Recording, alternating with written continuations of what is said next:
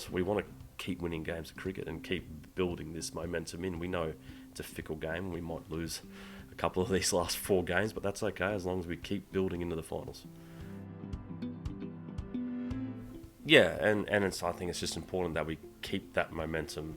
While that may not always mean we win the last 4 games, as long as our skill set keeps building to peak, hopefully in the finals. Yeah, they're doing well, but I wouldn't expect anything less, to be honest. When you look at the names in that bowling lineup, we've got 2 world class spinners, and I think we can now say that Arvesh is a world class T20 bowler.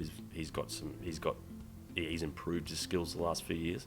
Got to the point where he's in some Indian squads now. We have a bowling attack that on paper is really good.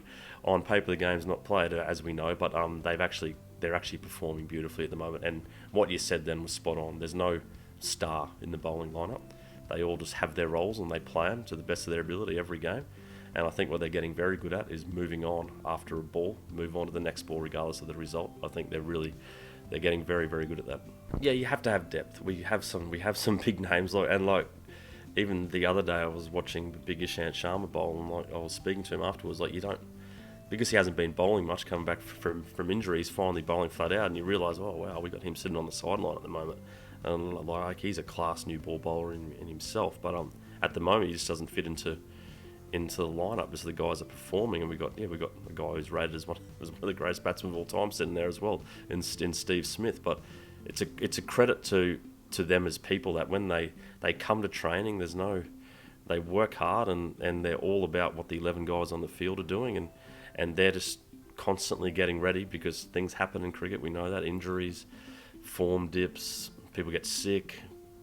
They need to be ready to go at short notice, and they're in that space now. I think it gives us an option if we want to take it. I think we're confident in the athletes that we have that if they recover well and we don't push them training wise and the rest of it, they'll be fine. And if you tell a player he's going to bowl 4 overs tomorrow, then have 3 days off and then bowl another 4 overs, they're fine with that. Where they get a bit anxious, I think, is when they don't train and they're like, oh, I haven't actually been practicing.